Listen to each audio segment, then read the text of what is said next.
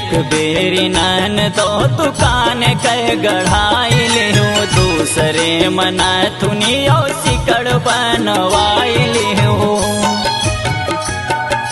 ए नन तो सुन तो एक बेरी नन तो दुकान कह गढ़ाई लिहू दूसरे मना थुनियो सिकड़ बनवाई लिहू।